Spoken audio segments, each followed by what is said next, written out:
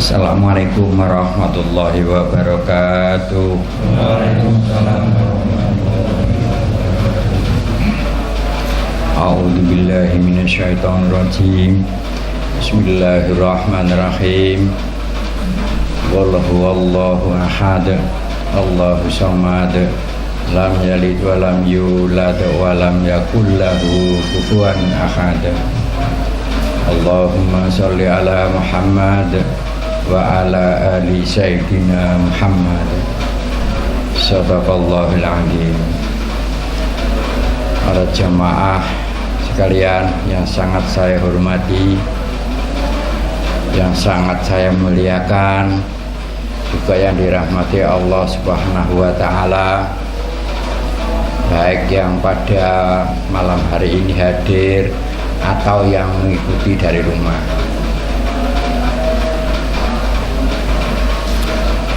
Para jemaah sekalian, alhamdulillahirabbil alamin. Ini tadi tidak seperti biasanya karena ada acara buka bersama, sehingga agak siangan kita datang sampai sholat maghrib jamaah hingga isya, hingga sekarang masih tetap dalam keadaan sehat walafiat. Ini sangat patut kita syukuri. Bapak-Ibu sekalian, karena sudah beberapa hari ini kami menjelaskan mengenai Rizalul Ghaib. Rizalul Ghaib ya termasuk penjelasan tentang Nabiullah Khidir alaihissalam itu. Kita harus memahami sedikit banyak, ya, harus memahami agar kita tidak tertipu. Cuma saudara-saudara jemaah sekalian yang sangat kami hormati, asal Anda menjalani jalan yang lurus, ya, syahadat, sholat, tunaikan zakat, puasa, haji bila mana mampu, kita jalani karena Allah, tidak mungkin kita tersesat. Karena itulah jalan yang lurus. Tidak mungkin kalau itu dijalani tanpa ada keraguan, maka seluruh ucapan, seluruh tindakan, seluruh pendapat kita itu dalam bimbingan Allah Subhanahu wa taala dari setiap saat itu. Para jemaah sekalian yang sangat kami hormati, yang kami muliakan, juga yang dirahmati Allah Subhanahu wa taala. Kita selaku umat Islam memang jangan ada bosan-bosannya untuk menimba atau untuk mencari ilmu pengetahuan. Itu. Jangan sampai merasa bosan. Seseorang bisa mencapai kesabaran tanpa ilmu pengetahuan itu mustahil, Bapak Ibu sekalian. Mustahil orang itu. Mana yang disebut ilmu pengetahuan tadi itu sudah menyatu menjadi sifat orang itu, gitu. Sudah menyatu. Jadi kita tidak perlu mikir-mikir lagi. Letaknya ada di dada, bukan ada di kepala, itu ada di kolbu. Ilmunya orang bisa sabar itu ialah kalau kita punya kesadaran bahwa sesuatu hal yang baik-baik itu berasal dari Allah, yang jelek-jelek itu cerminan hati kita sendiri, itu terutama itu. Contohnya, kalau di rumah tadi ada masalah, ya, tentang bagaimana anak istri kita sikapnya yang tidak baik, itu hak cermin kita sendiri. Gitu. Kalau ada yang nurut, ada yang pandai, ada yang cerdas, itu dari Allah, bukan dari kita, bukan. Itu yang namanya ilmu pengetahuan. Gitu. Agar kita jangan mikir-mikir cari ilmu apa. Itu yang disebut ilmu pengetahuan. Lah kalau itu kita yakini, kita terapkan setiap hari begitulah, itulah orang yang berilmu gitu. Lah kalau kita bangun tengah malam wiritan baca surat Waqiah karena rezeki, apakah itu ilmu? Kalau itu yang dilakukan, itu bukan ilmu pengetahuan Islam, itu seseorang yang menyembah dunia memakai cara Islam namanya itu. Bukan waqiahnya yang salah, naruh niatnya tadi kita yang salah, bukan ayat sucinya yang salah. Itu bukan ilmu pengetahuan. Kalau itu dilakukan, semakin tua bukan semakin takut kepada Allah, tapi semakin cinta kepada dunia, semakin takut melarat, dan malah mudah marah karena dia menyembah dunia memakai cara Islam gitu. Nah, kita harus renungkan ini, kok bisa begitu? Yang salah apanya? Bukan ayatnya yang salah. Kalau senang bangun malam baca Waqiah, ini doakan saudara-saudara kita, mendoakan leluhur kita. Lah itu mulia. Baca Fatihah banyak-banyaknya, itu sangat mulia, bukan kepentingan pribadi kita sendiri gitu. Jadi ilmunya orang bisa mencapai sabar tadi harus tahu. Yang pertama itu tadi ya, di keluarga itu tadi. Kemudian kalau di luar, kalau ada tetangga ini kok ulatnya nggak enak, omongannya itu nyinggung, pokoknya nggak nyaman lah, itu hati sampean jangan sambung kepada orang itu, jangan sambungkan dengan Allah itu. Ya Allah, berarti di hati saya masih ada sifat dengki, sifat iri masih ada nih ya Allah. Ini cerminnya terlihat dengan jelas ini. Itu caranya. Itu juga ilmu pengetahuan. Pertama, sampean tidak jadi marah sama tetangga, tidak benci kepada tetangga, karena kita ada kesadaran bahwa itu cerminnya hati kita itu. Dan itu hak, bukan menghibur diri, bukan itu. Kalau ada tetangga kok baik, suka memberi makanan, masak apa ya kita dikasih, ya kita bersyukur. Tapi itu atas kehendak Allah Subhanahu wa ta'ala. Kita harus bersyukur kepada Allah, alhamdulillah. Juga terima kasih kepada orang yang memberikan tadi itu. Ya, terutama kepada Allah tadi. Karena kalau nggak Allah menghendaki, nggak mungkin orang itu bergerak hatinya melakukan sesuatu yang baik tadi. Itu baru ilmu pengetahuan namanya. Itu. Bukan amalan-amalan wiritan karena sesuatu, itu bukan. Itu. Apakah salah? Salah sih tidak, tapi akibatnya kita harus tahu. Kalau menurut orang zaman sekarang tuh konsekuensi gitu, pasti ada konsekuensinya. Sekarang ya, ada seorang pria senang dengan seorang wanita. Dia tiap malam bangun wiritan, sholat hajat, wiritan baca surat Yusuf sampai ratusan kali tiap malam, sambil membayangkan pacarnya tadi. Apakah itu salah? Salah sih tidak, cuma itu namanya nyembah wanita memakai cara Islam. Itu salah apa tidak sama pikir sendiri wis pokoknya. Yang jelas saya tidak menyalah-nyalahkan seperti itu. Lah suatu saat wanita itu senang dengan sampean, akhirnya dinikah rabi.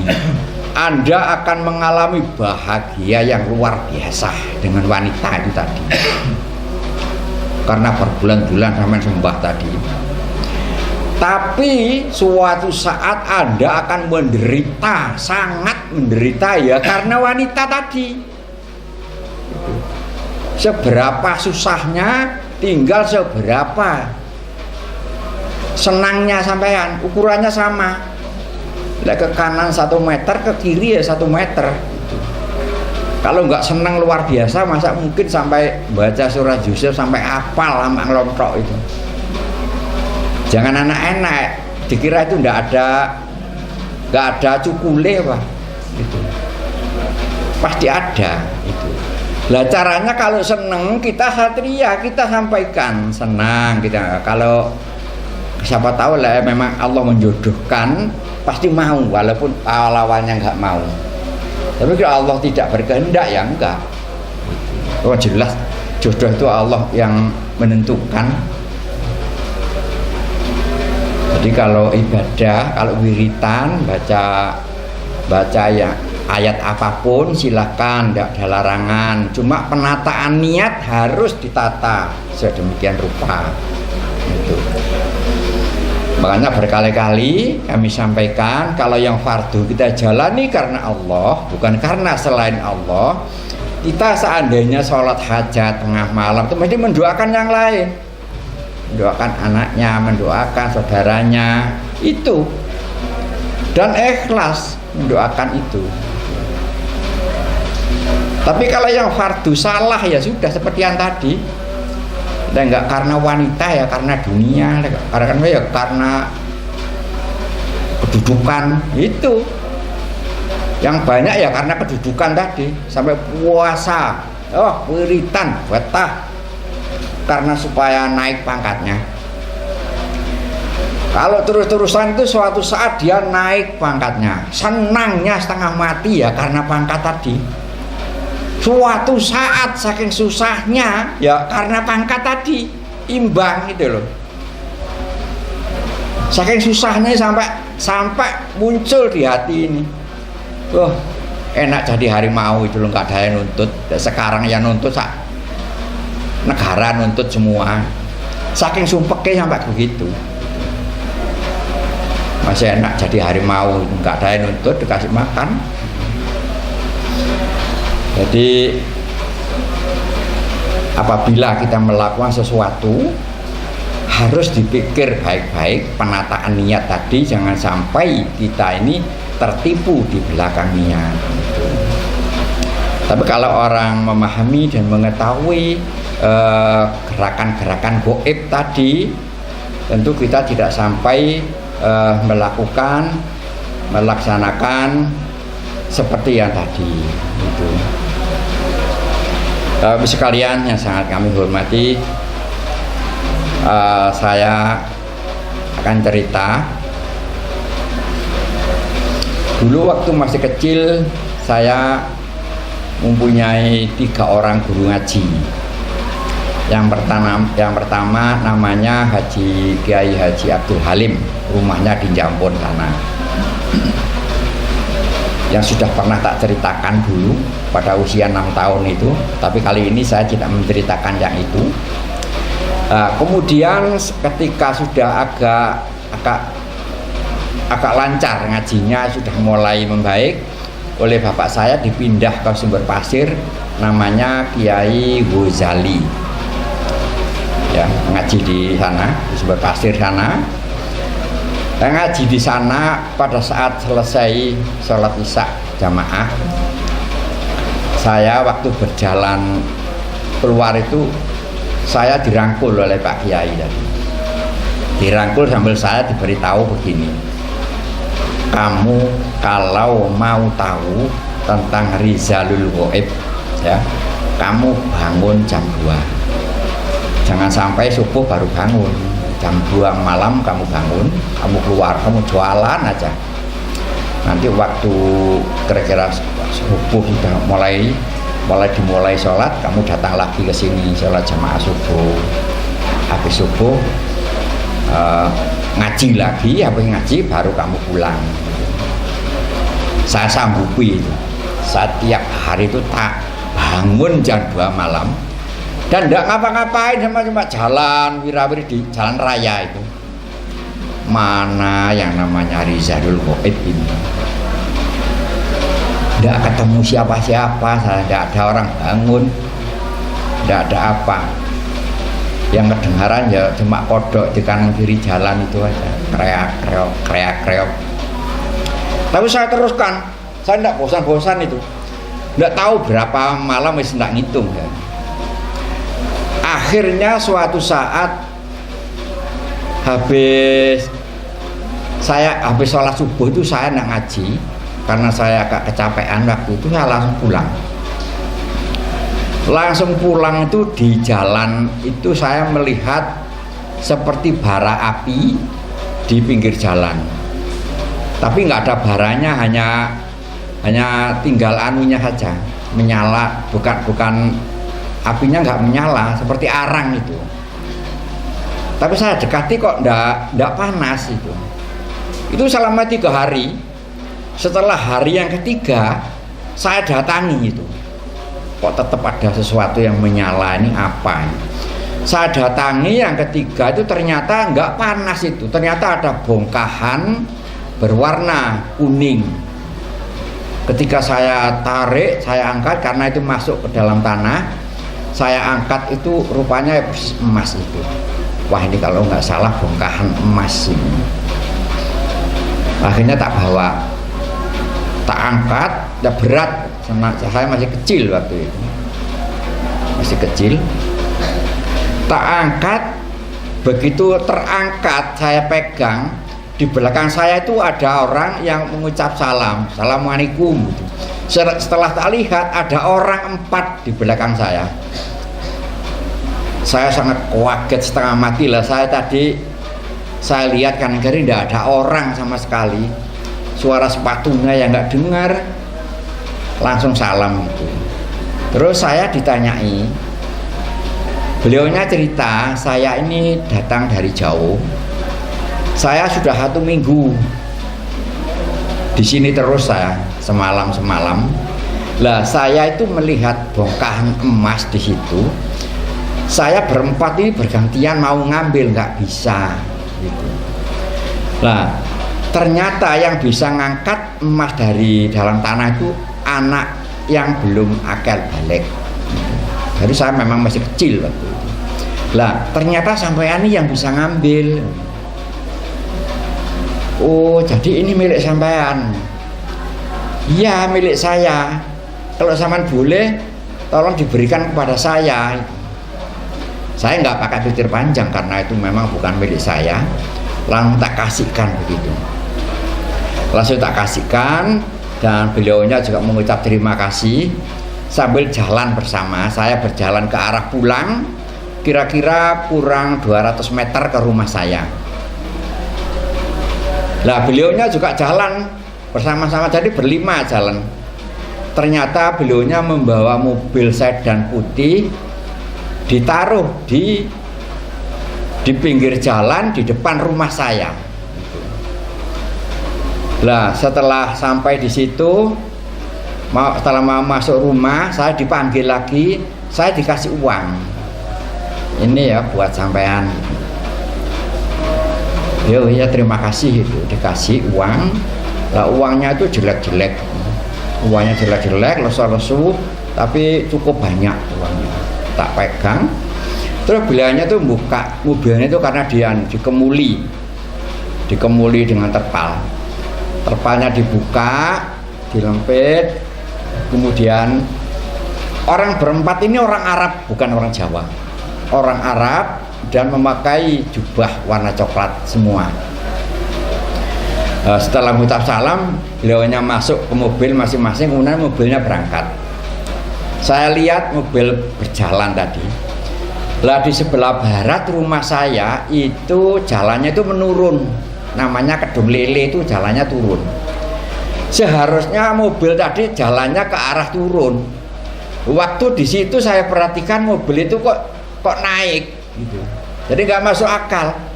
Seharusnya mobil ini berjalan turun, tapi justru terbang naik, mobil putih itu tadi. Naik terus sampai tinggi. Lah saya jadi berpikir, oh jangan-jangan tadi itu bukan manusia. Tapi saya masuk ke rumah langsung. Masuk ke rumah saya perhatikan uang itu sangat banyak. Saya ketakutan. Takut saya nanti kalau saya ditanya oleh orang tua, dikira nanti saya nyuri gitu. Akhirnya uang itu tak tanam di dapur, karena dapurnya orang tua saya itu masih tanah, belum diplester gitu. Saya tanam sebatas siku itu. Nanti tak ambil satu persatu, kapan habis ngambil lagi, begitu habis ngambil lagi, dan cukup banyak itu, cukup lama saya menghabiskan uang itu. Nah, setelah itu saya berpikir, apakah yang dimaksud oleh Yai Ghazali Rizalul Ghaib itu apakah itu atau apa? Tapi saya nggak berani bilang sama Yai Ghazali, karena Yai Ghazali hanya senyum-senyum sama saya gitu. Hanya senyum-senyum aja, nggak tanya apa-apa. Setelah itu sudah selesai. Tapi sehabis itu, di dalam perasaan saya ini bisa merasakan bahwa orang yang bertemu dengan makhluk gaib tadi, maksudnya kalau ada orang ditemui bapaknya atau mbahnya yang sudah meninggal, sesungguhnya itu bukan bapaknya atau mbahnya. Itu saya mulai tahu kecil itu. Sesungguhnya itu adalah perwujudan dari yang tak sebutkan korin itu. Soalnya rohnya mbahnya, rohnya buyutnya itu sudah dibawa ke alam barzah sana. Jadi tidak mungkin bisa menemui. Lah itu makhluk yang dulu pernah tinggal di tubuhnya mbahnya, namanya jin korin itu. Tinggal selama di tubuhnya itu, selama hidup tinggal di situ. Begitu meninggal, rohnya dibawa, lah tinggal korinnya itu. Gitu. Suaranya ya persis, wajahnya ya persis, apa yang dia tahu, korin itu ya tahu, karena selamanya tinggal di situ. Gitu. Maka dari itu saya menyampaikan dengan saudara-saudara, jangan mudah tertipu dengan hal-hal yang seperti tak jelaskan tadi, karena sangat banyak itu peristiwa-peristiwa seperti itu. Jadi kita harus paham bahwa roh manusia tidak bisa dipanggil, tidak bisa diapa-apakan, tidak bisa bohong. Namanya roh itu cuma sudah di sana, di alam barzah sana, di ruang tunggu sana itu. Jadi yang di dunia itu ya tinggal korinnya tadi itu. Dan di dunia ini tidak ada sesuatu pun yang hilang. Tidak ada sesuatu pun yang hilang, yang terjadi hanya pindah tempat, itu aja gitu. Terus mengenai korin tadi begini, kalau orangnya mempunyai ilmu, ya, mempunyai ilmu, entah kanuragan, entah enggak mempan dibaca, entah apa, entah kesaktian apa, korin tadi menjadi sangat kuat dan suka mengganggu gitu. Seandainya orang itu tahu maknanya, ya, orang nggak mempan senjata tajam, itu bangganya setengah mati. Padahal itu maknanya orang yang nggak bisa dinasehati, itu maknanya.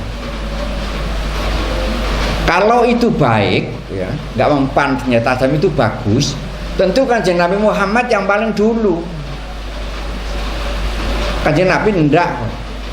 Ya kemarin ada yang cerita kena panah, ya masih kena. Gitu.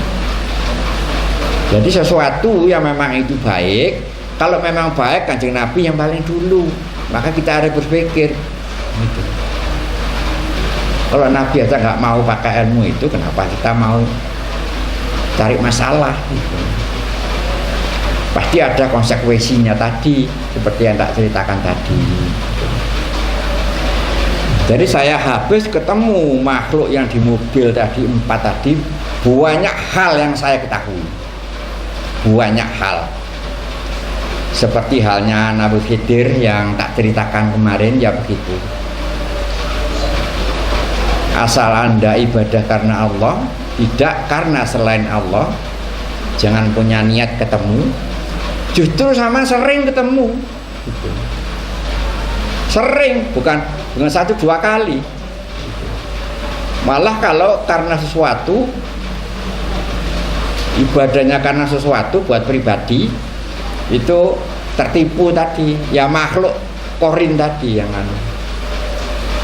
mengambil perwujudan sesuai kebanggaan orang tersebut. Gitu. Kalau orang itu bangga seseorang yang memakai serban hijau, dia menemui orang itu memakai serban hijau karena makhluk itu tahu persis apa yang dibanggakan. Gitu. Tapi itu bukan Nabi Khidir, bukan. Gitu. Dan ini sangat banyak sekali. Oleh sebab itu perlu kita memahami, mencari pengetahuan hal-hal yang gaib seperti itu tadi. Gitu. Dan ini kami juga sering menemui orang yang menjelang meninggal sulit mau meninggal tadi. Kenapa? Ya koringnya tadi terlalu kuat tadi. Koring yang tinggal di tubuhnya orang itu sudah banyak teman-temannya. Berbagai macam gaib kumpul di situ. Ya pengasihan, ya kanuragan, ya apa saja kumpul di situ. Ya ilmu guna-guna, ilmu penglaris, ilmu apa aja. Itu bukan ilmu menyembah sesuatu memakai cara Islam. Kalau yang namanya ilmu seperti yang tadi tak sampaikan, dan itu menyatu menjadi sifat manusia. Ya Allah, nih ini cermin saya sendiri, itu cermin saya ini, bukti bahwa di hati saya masih ada sifat iri, sifat dengki. Ini cerminnya terlihat dengan jelas ini. Semua sifat yang baik berasal dari Allah, yang jelek-jelek ini dari diri kita sendiri. Itu baru ilmu pengetahuan. Jadi pengertian ilmu itu bukan kita membaca sesuatu kemudian makhluknya datang memanggil prewangan, itu bukan ilmu. Ilmu pengetahuan itu langsung menjadi satu, tidak pakai cumat-kecumit, itu memanggil prewangan namanya. Tapi ya kita harus memaklumi. Karena apa? Karena mereka melakukan itu karena ketidaktahuannya. Seandainya tahu dan paham, ya nggak mungkin. Siapa sih yang mau seperti itu? Tidak ada orang yang mau seperti itu. Cuma karena ketidaktahuannya, ya itu tadi akhirnya. Padahal kalau kita ini mengimani, ya, kita punya iman bahwa kita menjadi pejabat atau menjadi pegawai atau menjadi apa, itu termasuk ketentuan dari Allah. Kodrat, irodat itu, kodok dan kodar itu tadi. Walaupun kita mendoakan yang lain, justru orang itu diangkat dan tanpa resiko apapun. Tidak ada resiko apapun. Tapi kalau dia tirakat siang malam puasa, kan bagus saja. Tapi karena supaya diangkat, nah, setelah diangkat dia senangnya setengah mati, tapi belum lama sudah mengalami penderitaan ya karena pangkat tadi. Itu perlu kita pahami agar kita bisa membedakan mana yang hak dan mana yang batil. Kemudian yang terakhir, ini sekalian menanggapi ada saudara hamba Allah ya yang komen, ya, yang komen atau yang memberitahukan bahwa beliau pernah ditemui orang tua yang misterius memberikan buku 100 halaman, disuruh baca sampai hafal. Setelah hafal disuruh ngubur di rumahnya. Nah, salah satu keterangan di situ itu menjelaskan tentang makna dari ayat di dalam kitab suci Al-Quran itu begini. Alif lam mim. Karena kemarin saya bilang bahwa yang memberikan itu bisa jadi Nabiullah Khidir alaihissalam, karena selain beliau nggak tahu makna-makna itu. Lah, saya sendiri sama dengan pengertian yang saya alami itu, makanya saya bisa memastikan kalau yang memberikan buku itu adalah Nabiullah Khidir, karena saya juga pernah diberitahu tentang makna dari huruf alif. Makna dari huruf alif itu ialah perumpamaan, ya. Alif itu sebuah ayat, tapi juga termasuk perumpamaan. Itu perumpamaan dari seseorang, gitu. Seseorang yang lewat jalan yang lurus, itu bisa diumpamakan alif. Lewat jalan yang lain enggak. Kalau orang yang menjalani ibadah lewat jalan yang lurus, itu sama dengan huruf alif. Lam, orang itu bisa dengan jelas, dengan hak membedakan mana yang hak, mana yang batil. Apabila alif sungguhan, apabila alif itu memang betul-betul orang itu memang lewat jalan yang lurus, akhirnya orang itu akan bisa dengan jelas membedakan mana yang hak, mana yang batil. Ini maknanya huruf lam. Kemudian mim. Mim tadi orang yang lewat jalan yang lurus, ibadahnya hanya karena Allah, kemudian bisa membedakan mana yang hak dan mana yang batil. Orang itu pasti punya kepedulian kepada ibunya terutama. Gitu. Itulah makna dari alif lam mim. Gitu. Saya juga tidak ngarang, karena siapa yang bisa ngarang seperti itu. Seperti yang hamba Allah cerita tadi, mendapatkan buku, isi buku ada semacam itu. Gitu. Alif lam mim. Mulai alif hingga ya itu diberitahukan kepada saya. Jadi begitu ketemu, hanya saling pandang, kita sudah bisa tahu apa yang diinginkan, apa yang dimaui. Itulah Nabiullah Khidir alaihissalam. Tidak bisa dicerna dengan otak manusia. Caranya mendidik itu begitu. Hanya ketemu, memandang sekilas gitu, sudah. Tidak ada apa-apanya, tidak pakai tulisan, tidak apa. Tapi setelah itu kita kok tahu persis apa yang dimaksud.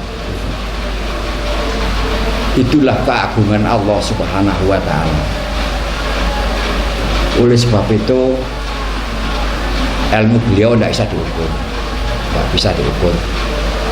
Orang punya ilmu apapun jangan sekali-kali merasa pandai, jangan sekali-kali merasa ilmu.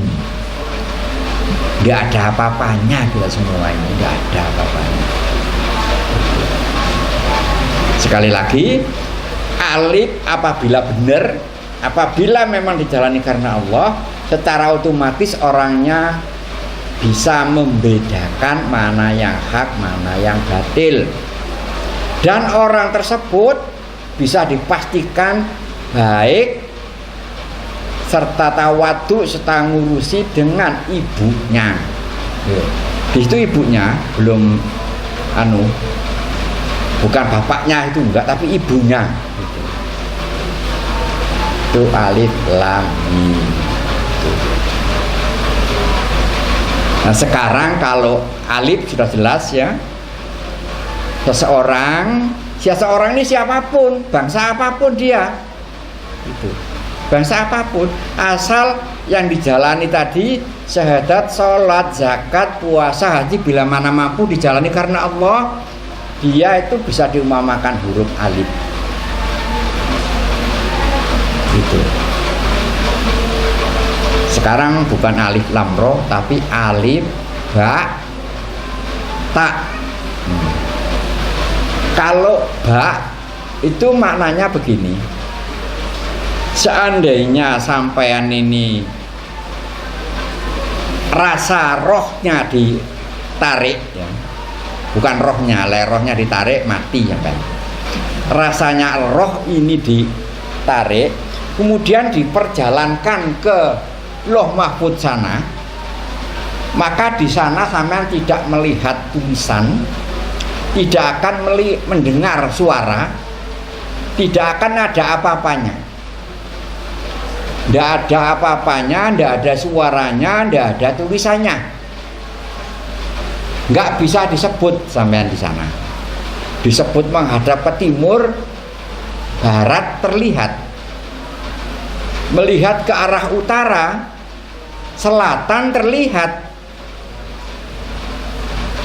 Dilihat, saman bila saman ini melihat ke atas, bawah juga terlihat. Lah di bawah ini terlihat hanya titik itu aja. Ada titik bercahaya itu aja. Tapi ketika titik itu diperjelas, didatangi, ternyata ada 3 hal, yaitu dunia, kemudian bulan, kemudian matahari. Itulah dilihat dari Lauh Mahfudz sana seperti titik itu aja. Itulah makna dari huruf ba. Itu. Kita ini sangat kecil, bukan hanya kecil, teramat sangat kecil. Kita semua ini. Kalau ada orang merasa besar, hanya merasa aja, merasa besar. Padahal teramat sangat kecil. Itu kalau rasanya roh Anda ditarik, diperjalankan, dibawa ke Sidratul Muntaha sana, sama bisa tahu bahwa urusan dunia ini bukan urusan besar. Tapi lah nggak punya uang ya rotok gempengan. Maka kita usaha, ikhtiar, berapapun yang kita dapat kita syukuri. Itu huruf ba. Ya. Setelah ba, ta. Ta itu ada titik 2. Saat ini titik itu masih 1. Saat sekarang ini. Titik yang pertama tadi, disitulah diciptakannya seluruh alam semesta, kemudian seluruh para malaikat, kemudian Nabiullah Adam alaihissalam, kemudian diperjalankan. Waktunya cuma sama dengan waktu 1 hari. Diperjalankan. Kalau sudah 1 hari, baru titik tadi menjadi 2. Seperti huruf ta itu. Nah, sekarang masih 1. Setelah kiamat kubro jadi 2. Karena alam semesta ini sedang berjalan ke arah titik tadi. Itu. Makanya saya bilang letaknya surga itu ada di titik awal, ya. Letaknya neraka ada di titik akhir. Jadi saya bilang begitu bukan tanpa pengetahuan, bukan tanpa pengetahuan. Kalau sampean mau roh sampean berjalan ke arah titik awal karena surga ada di sana, maka lewatlah jalan yang dibawa oleh Nabi Muhammad SAW. Dan sampean lewat jalan yang lain, roh sampean berjalan ke arah titik akhir. Percaya apa tidak, suka apa tidak, terserah sampean. Tanpa kita sadari, roh kita ini sedang berjalan ini. Jangan dikira demane sagep nang swarga, jangan. Surga itu urusan Allah sendiri. Taruh di sana itu lewat jalannya dibawa oleh Kanjeng Nabi. Baru roh diperjalankan ke arah titik awal tadi. Itu. Nah, karena sekarang belum kiamat, maka titiknya masih 1, tapi di dalam pelajaran tetap diberi titik 2. Gitu. Tetap diberi titik 2. Soalnya akhirnya ya begitu. Jadi titik 2 huruf tak tadi itu yang terlihat awal itu akhir, yang terlihat akhir itu awal. Oleh sebab itu, kalau iblis bilang api berarti air. Kalau iblis bilang air berarti api. Jadi setiap pengetahuan ada asalnya. Jangan asal bicara, kita harus mencari tahu asal usulnya. Itu kalau huruf ta. Tak lanjutkan lagi ya. Sekarang huruf sa. Alif, ba, ta, sa. Makna dari huruf sa tadi itu seseorang yang selalu menerima dan mensyukuri berapa penghasilannya, siapa jodohnya, cantik apa jelek, ya, nyotot apa enggak, itu diterima. Kemudian berapa anak-anaknya serta kapan matinya. Jadi ketentuan-ketentuan dari Allah tadi kita junjung tinggi, kita terima. Itulah makna dari huruf sa.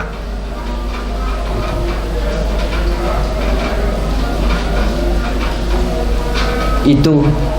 Jadi kalau orang selalu gak terima dengan pendapatannya, gak terima dengan istrinya, dengan anak-anaknya, orang itu gak bisa disebut sa. Titiknya gak karuan. Orang bisa disebut sa tadi itu kalau seperti yang tadi. Oleh sebab itu berapapun hasilnya masih banyak sampai terima. Gak usah repot-repot. Masih dapat uang banyak, kita syukuri, kita terima, ya. Iya gitu. Kalau istri tadi nyocot, istri itu kenyeh, itu cermin kita. Itu. Jangan menyalahkan dia, jangan. Namanya mawas diri itu. Agar sampean tahu kenapa huruf sa apa maknanya. Ngajine apal, mocane apal, lah ditakoni maknane lola. Gimana? Sama akan tahu semua nanti kalau sama ketemu dengan Nabiullah Khidir alaihissalam. Kalau hal-hal yang demikian tadi yang memberitahukan itu. Tapi kalau syahadat, sholat, zakat, puasa, hati bila manamu bukan Nabi Khidir. Justru kan Nabi Muhammad sendiri. Nah, main-main saya ini. Saya bicara direkam ini nggak main-main, dengar orang banyak ini. Gitu. Kalau tentang rohani, tentang perjalanan rohani, yang bimbing adalah Rasulullah atas kehendak Allah Subhanahu Wa Taala. Tanpa dikehendaki oleh Allah nggak akan mungkin. Gitu. Kalau tentang badan jasmani, pengetahuan apa mengenai jasmani, kalau ketemu Nabiullah Khidir maka disebut Rizalul Ghaib tadi. Caranya mendidik nggak ada orang tahu, nggak ada orang mendengar, bahkan saya sendiri nggak dengar. Tapi kok bisa tahu? Bahkan kadangkala bisa dialog tengah malam. Tapi kalau beliau mau, lek saya yang mau ya enggak, itu repotnya di situ. Jadi saya tidak bisa mengendalikan. Nabi Khidir sendiri ya waktu bisa menemui saya. Saya tidak bisa. Pagi, siang, sore, petang. Tapi yang jelas tiap bulan pasti hadir. Hadir itu menjelang manjing maghrib itu sudah hadir. Sudah hadir di sini. Jadi tapi kalau saya ingin didatangi tidak bisa. Tapi beliaunya selalu datang. Yang jelas tiap bulan pasti ketemu. Itulah Bapak sekalian yang bisa kami selama bulan puasa ini, biar kita banyak bicara tentang Rizalul Ghaib tadi agar banyak, karena itu juga sangat penting untuk difahami agar kita tidak tertipu di belakang niat. Kami akhiri. Assalamualaikum warahmatullahi wabarakatuh. Waalaikumsalam.